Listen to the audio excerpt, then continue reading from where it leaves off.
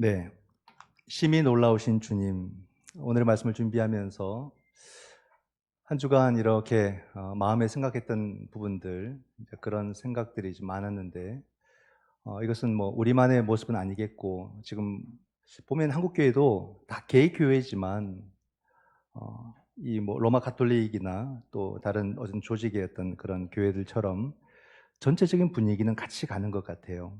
개의 교회여도 그런 영적인 분위기와 흐름은 같이 가서 막 부흥할 때는 같이 부흥하고 또 침체될 때는 같이 침체하고 이런 주기 흐름들이 비슷하게 간다. 것을 볼 수가 있습니다. 그런 것을 볼 때 지금은 어찌 보면 자존감도 많이 한국교회가 떨어지고 그리고 어떤 열정도 많이 식은 또 그런 시기가 된 것 같아요. 그런 모습들. 근데 우리 교회도 그런 모습에서 벗어나지 못하고 우리도 이 같은 흐름을 또 타고 있구나. 그런 마음이 이렇게 많이 느껴집니다. 그럴 때는 참 목사로서 죄책감이 들어요.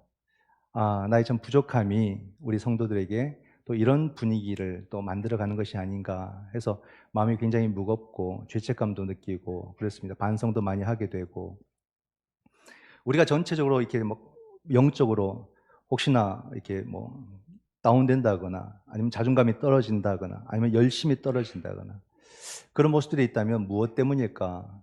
이걸 당연한 것으로 우리가 받아들이지 않고 다시 이것을 회복하기 위해서는 또 어떻게 해야 되는가?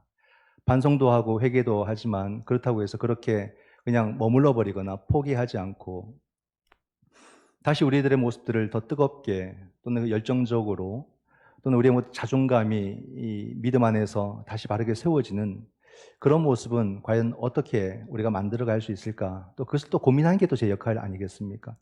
이것을 우리가 같이 함께 함으로써 우리 공동체는 어찌 보면 그 시대의 흐름들을 역행하면서 하나님의 나라를 향해서 우리가 가고 또 함께 데리고 가고 또 함께 모아서 가는 그런 공동체가 되어야 하지 않는가 그런 생각을 합니다.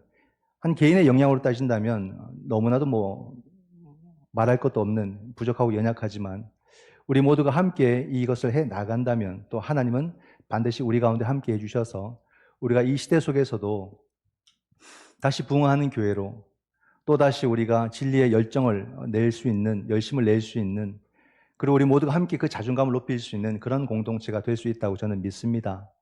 왜냐하면 사람이 한다고 하지만 결국에는 우리가 우리 안에서 하나님이 일하신다는 것을 우리는 알기 때문에 그래요. 우리가 어떤 마음이 줄어들고 열심히 줄어들어도 사실은 알아요. 하나님이 하신다는 것. 그렇기 때문에 우리 자신을 철저하게도 하나님께 드리고 우리의 마음을 열고 하나님을 찾고 구하고 그런 영적인 과정들을 우리가 놓치면 안 된다는 거죠. 그래서 우리의 마음이 다가 아닌 거예요. 분명히 하나님은 우리를 통해서 역사하시기 때문에 성령께서 우리를 도와주셔서 이 시간도 우리 가운데 찾아오시고 우리를 붙잡아 주셔서 우리가 이러한 어둠의 시간들을 잘 벗어날 수 있도록 그리고 우리가 우리의 소명과 사명을 온전히 감당할 수 있도록 도와달라고 더 기도하고 간절히 매달리는 시간이 되어야 한다는 것입니다. 그래서 오늘의 말씀도 그와 같은 마음에서 또 함께 준비를 했고 또 내일부터 있을 특별 새벽 기도에도 여러분들 우리가 정말로 한 5일 정도 늘 주님은 항상 같은 시간에 깨어 기도하셨는데 나는 이 5일을 깨어있지 못할까 그런 마음으로 함께 참여도 해주시고 정말 물리적으로 힘들다면 하루라도 우리가 함께 오셔서 참여해 주시고 물론 우리 유튜브로 참여하는 분들도 있겠지만은 직접 우리가 몸으로 참여하는 것은 완전히 다릅니다. 우리가 예배 때 여러분도 많이 경험해 보셨죠. 유튜브로 주일 예배 참여할 때랑 내가 직접 몸으로 성전에 와서 예배 참여할 때랑 완전히 다르다는 것을 아실 거예요. 유튜브로 참여하는 것은 극히 제한적입니다. 어쩔 수 없이 우리가 그렇게 하는 것이지 그것을 우리의 주일 성수로 만든다면은 우리는 굉장히 연약해질 수밖에 없어요. 점점 기운을 잃어갈 수밖에 없는 것입니다. 그래서 우리가 잠시 그럴 수는 있지만 그 시간이 지나면 또다시 우리의 몸을 일깨워서 또 교회로 나오고 예배의 자리로 기도의 자리로 나와서 우리가 하나님 앞에 예배드리는 것, 기도하는 것이 옳다는 것입니다. 그래서 여러분 성전은 그저 우리에게 주어진 것이 아니라 정말 우리 모두가 함께 힘써 세워가는 것이다는 것을 다시 한번 더 기억해 주시고 이 귀한 시간들 가운데 여러분들 하나님을 생각하고 교회를 생각하는 마음으로 함께 참여해 주시기를 원합니다. 오늘의 말씀을 통해서 정말 우리를 어떻게 새롭게 일깨우고 또 우리가 새로운 그 열정, 진리는 열정이 없으면 진리가 아니라고 하잖아요. 그죠? 그냥 문서일 뿐인 겁니다. 이 진리의 열정을 어떻게 우리가 다시 회복을 할까? 이것을 함께 생각을 해 보고자 합니다. 과연 우리가 다시 이것을 일깨울 수 있을까? 이러한 어떤 마음을 가지고 또 오늘의 본문을 묵상해 볼 때에 오늘의 본문이 정말로 우리에게 어떤 메시지를 주는가를 다 같이 꼭 찾을 수 있기를 원합니다. 오늘 우리에겐 두 가지 사건이 보여지고 있어요. 이것은 한 주님의 그 일정 가운데 나타나는 두 가지 사건이거든요. 하나는 수르보니게 족속 그 여인의 딸을 고치신 이야기와 또 하나는 말하지 못하는 그 언어 장애를 가진 사람을 주님께서 고치시는 두 이야기가 나타나고 있습니다. 이 두 이야기가 우리에게 정말로 영적인 메시지가 되어서 우리를 다시 일깨우는 것을 상상하면서 오늘의 말씀을 우리가 함께 나누기를 원합니다. 첫 번째 사건을 보게 되면 두로에서 일어났어요. 두로는 사해가 있고 사해 언저리에 예루살렘이 있죠. 요단강을 쭉 따라 올라가면 갈릴리 호수가 있습니다. 그 갈릴리 지역의 도시들, 마을들이 있고 거기서 지중해 연안으로 쭉 서북쪽으로 쭉 올라가면서 서쪽으로 가면은 지중해 연안에 두로라는 도시가 나옵니다. 상당히 멀리 떨어진 거죠. 이방 도시가 되는 겁니다. 이방 도시로 주님께서 가셨는데 어떤 분명한 목적을 갖고 가신 것은 아닌 것 같아요. 아무에게도 알리지 않고 조용히 가기를 원하셨습니다. 근데 주님께서 조용히 가기를 원했는데 주님이 오신다는 것을 사람들이 보고 또는 주님을 보고서는 주님이 오셨다고 소문이 확 나버린 거죠. 숨길 수가 없었던 겁니다. 그런 가운데 주님을 간절하게 찾아온 한 사람이 있었는데 그 사람이 바로 수르보니게 족속 여인인데 이 여인에게 그 간절함이 뭐냐면 딸이 귀신이 들려서 고통받고 있다는 거예요. 그러니까 오랜 시간 고통을 받았던 겁니다. 여기도 가보고 저기도 가보고 정말로 백방으로 다녀봤지만 이 딸을 고칠 수가 없었던 거예요. 혈루병 여인처럼 12년 동안 그 병을 고치기 위해서 많은 의원을 찾아다녔고 많은 재산을 썼지만 그 병을 고치지 못했다가 마지막으로 주님께로 나와서 그 옷자락을 만진 것처럼 그런 심정으로 간절한 마지막 기회라고 생각하고 예수님을 찾아온 거예요. 우리도 주님을 만날 수 있는 기회가 되었고 그런 시간이 왔다는 것을 알게 될 때 그것을 놓치고 싶지 않아서 간절하게 찾아온 한 여인의 모습인 거죠. 그 모습만 봐도 얼마나 간절할까? 한번 생각해 보세요. 내 자녀가 귀신 들렸다는 그 아픔과 그 병 가운데 있을 때 부모의 마음은 어떻겠습니까? 무너지는 거예요. 무너지는 거예요. 하루하루 그 일상을 온전히 몸으로서 경험하고 살아갈 때에 그 삶이 얼마나 고달프겠습니까? 괴로운 거죠. 그런 하루하루의 삶을 살다가 주님이 오셨다는 소식을 듣게 되었을 때 그보다 더 큰 복음이 있을까? 그보다 더 반가운 소식이 있을까? 이 애는 정말 아무 생각 없이 주님을 향해서 그냥 곧장 직진해서 달려갑니다. 주님 앞에 와서 자신의 하소연을 하고 고쳐달라고 주님께 요구를 하는 거죠. 그런데 주님께서 너무 의외의 말씀을 하셨어요. 자녀들에게 줄 떡을 개들에게 주는 것은 마땅치 않다라고 너무너무 주님께서 단호하게, 매몰차게, 너무 상처가 되는 말씀을 주님께서 하신 겁니다. 그러면 정말 기분 나쁘죠. 속상하고 너무 화가 나고 어떻게 다른 사람도 아니고 주님이 그렇게 말씀하실 수 있습니까? 라고 이야기할 수 있지 않겠어요? 화내고 돌아가도 이상하지 않을 만큼 정말 모욕적인 말씀을 주님이 하신 거예요. 사실 복음서에 주님께서 말씀하신 것 중에서 가장 어색한 장면이 있거든요. 어디에도 주님의 이런 모습은 없습니다.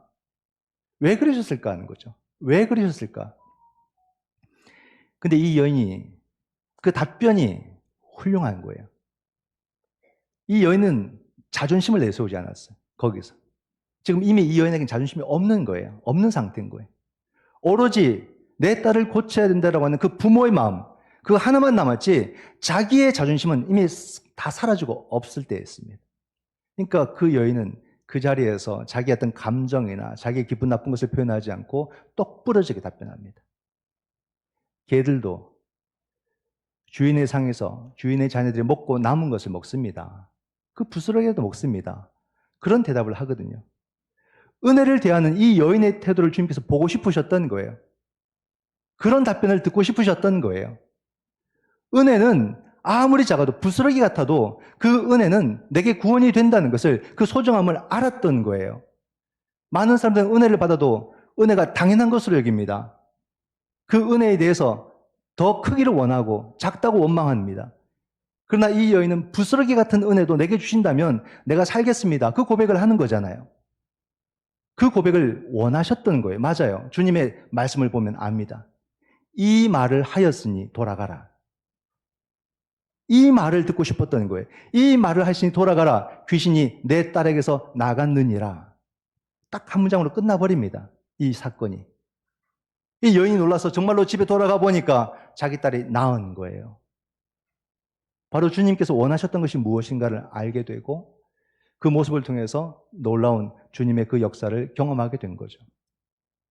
그 사건이 있은 후에 두로에서 해안선을 따라서 더 올라갑니다. 시돈이라는 곳에 가셨다가 데가볼리로 가셨다가 갈릴리로 다시 이렇게 주님께서 일정을 내려오셨어요. 그 갈릴리에 오시니까 또 한 사람을 만났습니다. 장애인이에요. 말을 할 수 없는 언어 장애인이 주님을 찾아왔어요.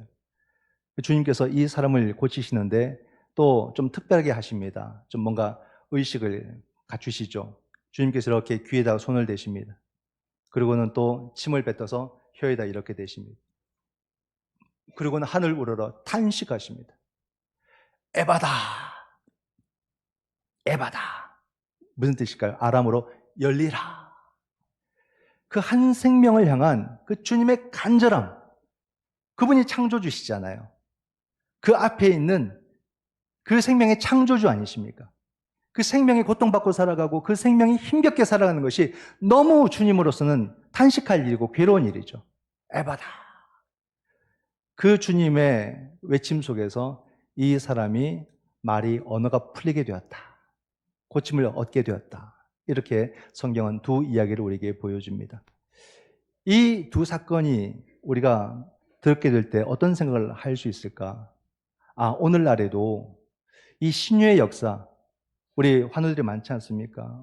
큰 병으로 수술들을 하고 오시고, 지금도 우리가 막 아프신 분도 계시고, 아마 나름의 병들이 다 거의 다 대부분 있지 않을까 싶을 정도로 요즘 환우들이 참 많아요.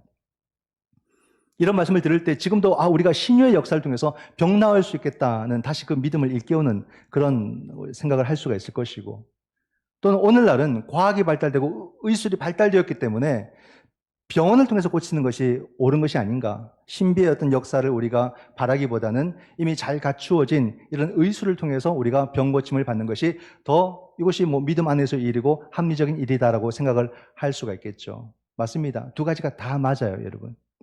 그 하나님은 지금도 이 땅을 다스리고 계시기 때문에 하나님은 우리 가운데 놀라우신 역사를 이루실 수가 있습니다. 또한 하나님께서 인간을 지으시고 인간은 특별하게 창조하셨죠. 인간은 하나님의 형상대로 지으시고 하나님께서 자유의지를 허락하신 존재가 유일하게 인간이고, 그 인간이 죄를 지었지만 그럼에도 하나님의 역사 속에서 인간이 끊임없는 노력을 통해서 문화와 문명이 발달되고 과학이 발달되고 지금의 의술을 가질 수 있었기 때문에 우리가 병원에 가서 약을 통해서 수술을 통해서 병을 고치는 것도 하나님의 역사 안에 허락된 일이고, 그러므로 우리가 중요한 것은 뭐냐면 무엇을 선택할 것인가가 아니라 이것을 함께 병행하는 것이 중요하다는 거예요.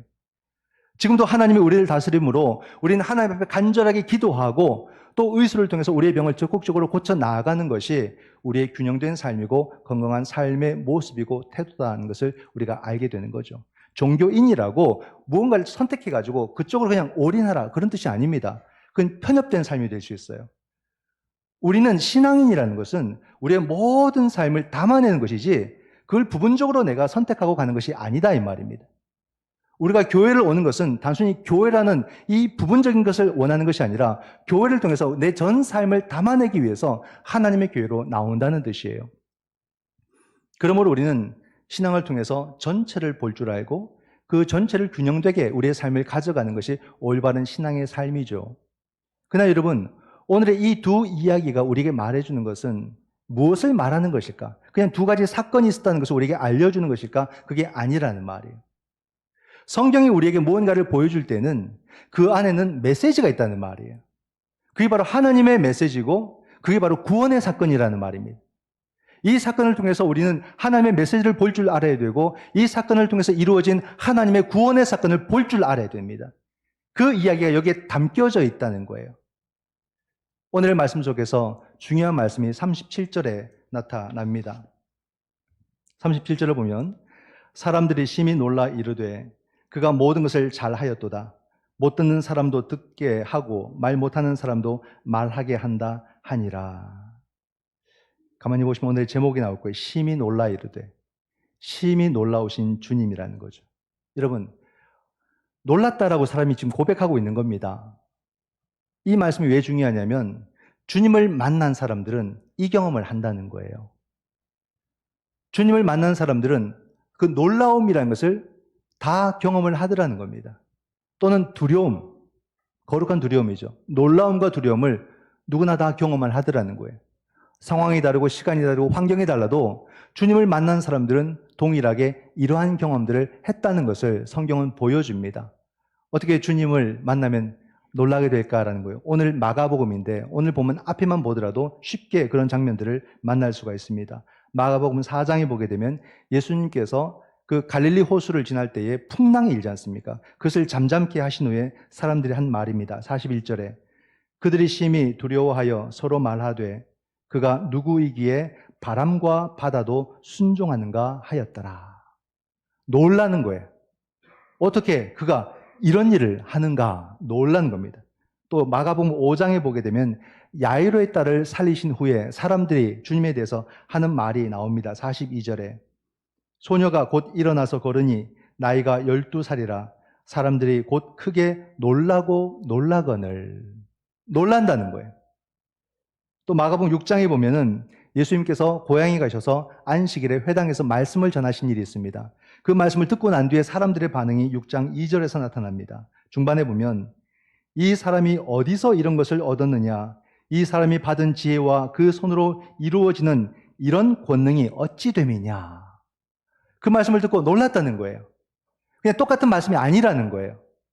그분이 하는 것은 뭔가 자꾸 다르다는 거예요. 이 놀람들이 계속해서 지금 나타나고 있거든요. 이게 왜 중요하냐면 주님의 이 놀람들은 그냥 놀람으로 끝난 게 아니라 무엇에 놀라냐면 그게 일반적이지 않은 거예요.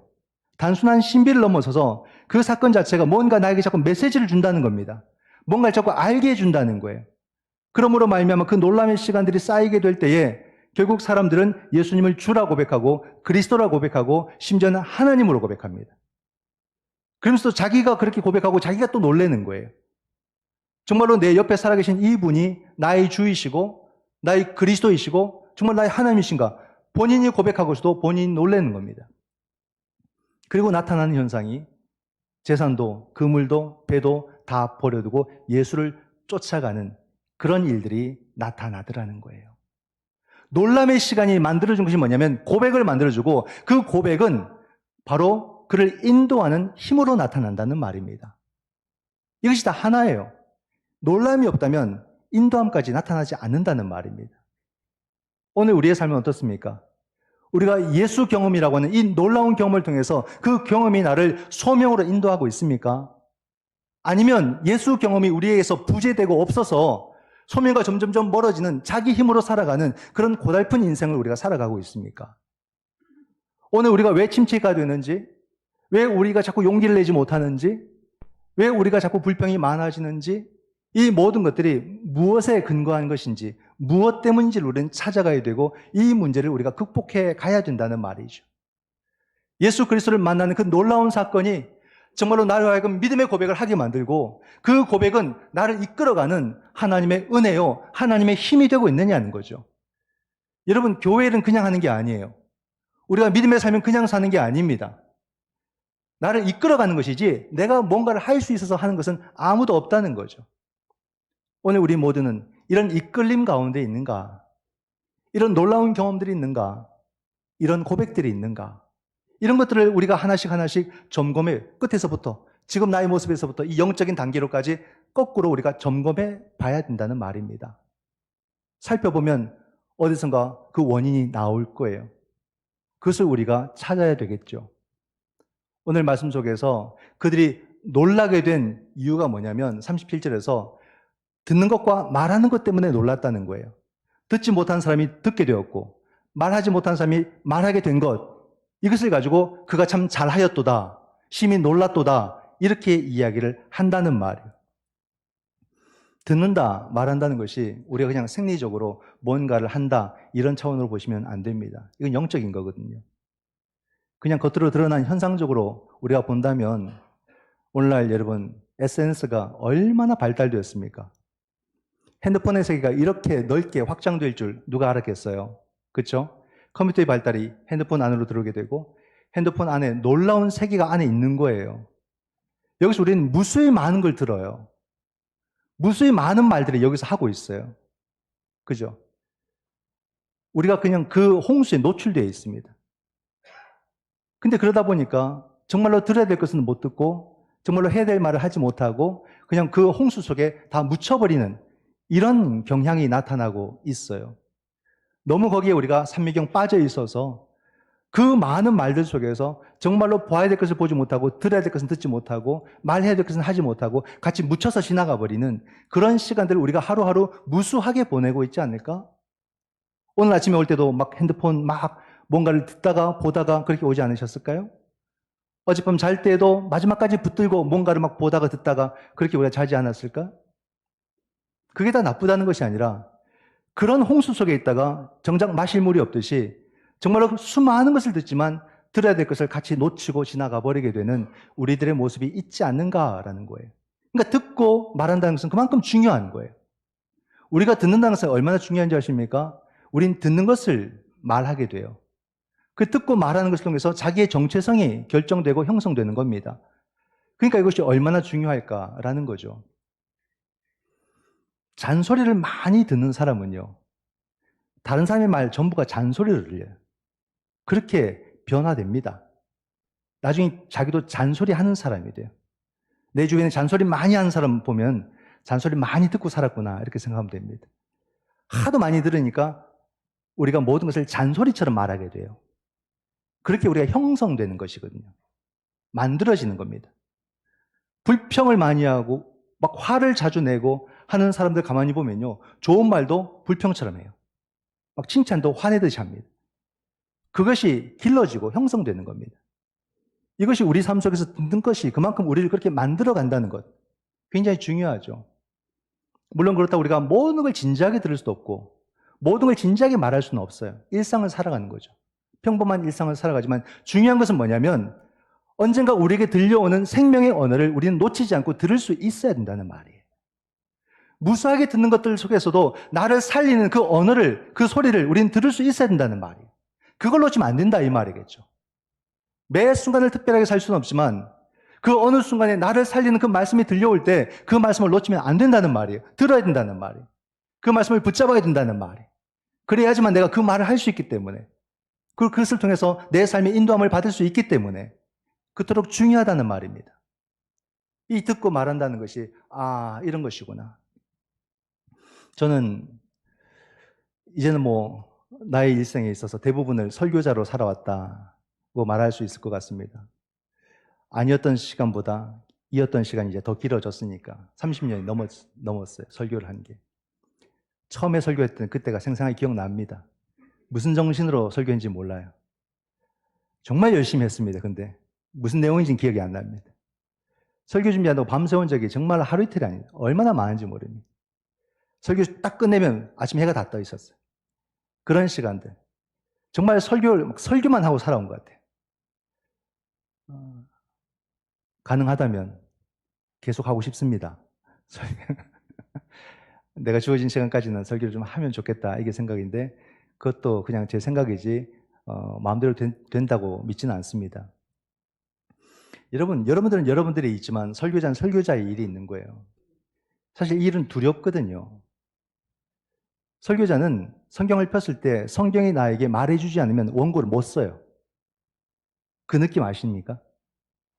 그냥 막 주석 보고 이렇게 막 적는 게 아니에요. 이 말씀이 내게 말씀에 안 해주시면 못 적어요. 이게 안 나와요, 여러분. 안 됩니다. 내가 느낀 게 없고 내가 받은 게 없으면요, 아무리 좋은 원고 갖다 줘도 못해요. 안 돼요. 내가 직접 이것이 준비가 안 되어지면 내가 만나지 못하면 안 되더라 이 말입니다. 오늘 말씀이 준비되었다고 다음 주가 보장이 안 된다는 말이에요. 그러니까 설교자는 누구든지 간에 매주 이 긴장감과 이 두려움에서 못 벗어납니다.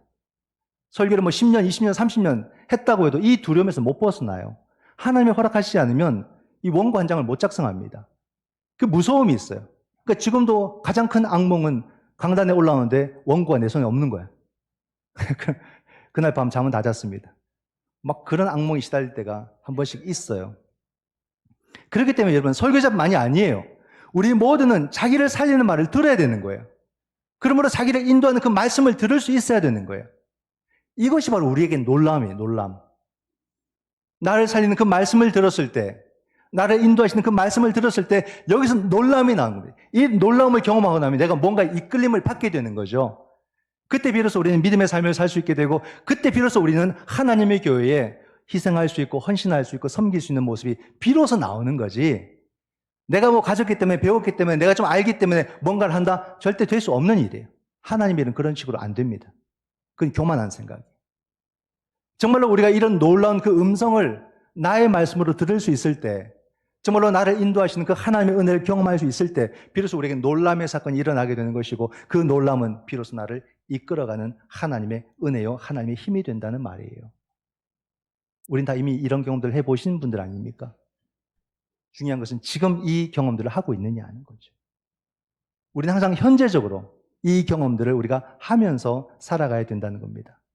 이런 놀람들은 우리 모두에게 있는데, 그 놀람을 가장 충격적으로 받았던 사람 중에 한 사람이 바로 누구일까요? 사도 바울이라는 사람입니다.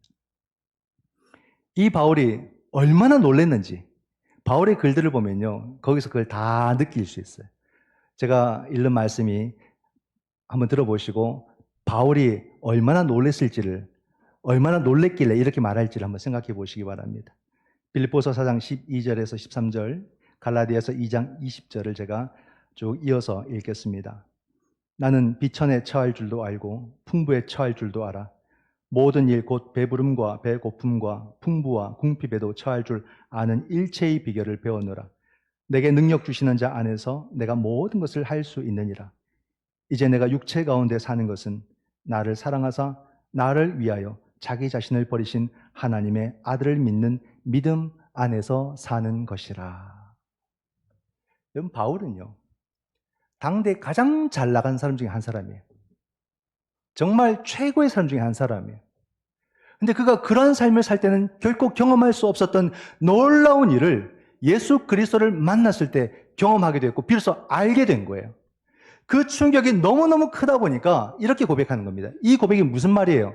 자기 삶이 내가 너무 놀라서 이렇게 송두리째 싹 다 바뀌었다는 말이에요. 인간적으로는, 문자적으로는 할 수 없는 이 삶을 예수를 만나고 그 놀람을 경험하고 나니까 내 삶이 송두리째, 부분적으로 아니라 온전히 실존이 다 이렇게 바뀌기까지 내가 놀란 사람입니다. 이런 고백이라는 말이에요. 예수 그리스도를 만나고 그 영적인 놀라움을 경험하게 되면은 내가 원하지 않아도, 내가 하려고 하지 않아도 그렇게 바뀌게 돼 있어요. 그럼 그 삶 외에는 다른 것을 선택하지 못합니다. 그리고 그 길을 기쁘게 걸어가는 거예요. 이게 그래서 가능한 거지 자기 의지로 된 게 아니더라 말입니다. 그러므로 오늘 우리에게 무엇이 필요하냐는 거예요. 지금 나에게 가장 급선무, 최우선은 무엇일까? 어떤 일일까?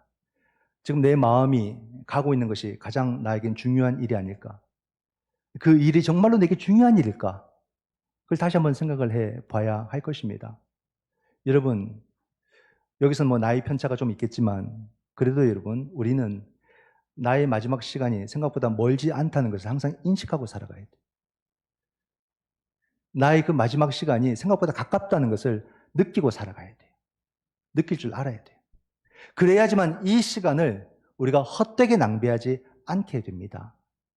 이 시간이 너무 소중하잖아요. 살아온 시간도 소중하지만 앞으로 남은 시간도 우리에게 너무 소중한 거예요. 그러므로 이 시간은 우리가 그냥 막연하게 보내는 것이 아니라 정말로 우리가 놀람의 시간으로, 가슴 뛰는 시간으로 살아야 되지 않겠느냐는 거죠. 무엇이 나를 놀라게 하고 무엇이 나를 가슴 뛰게 하는 시간이 될까? 그것이 바로 예수 그리스도를 만나는 것이고 예수 그리스도를 따르는 일이 되기를 축원드립니다. 주님을 만나는 것보다 우리를 더 가슴 뛰게 하는 게 없어요, 여러분. 그 주님을 따라 사는 것보다 더 우리를 설레게 하는 것은 없어요. 주님을 만날 때만이 지금도 우리 삶에는 놀라움이 있고 그 놀라움 속에서 우리는 다시 우리 주님을 온전히 고백할 수 있고 그리고 우리는 다시 그 성령이 이끄시는 삶을 함께 살아가게 될 줄 믿습니다. 여러분 삶 속에 주님이 주신 그 놀라움 속에서 다시 새로워지는 거듭남의 경험이 함께 하시기를 주님의 이름으로 축원드립니다. 아멘. 기도하겠습니다.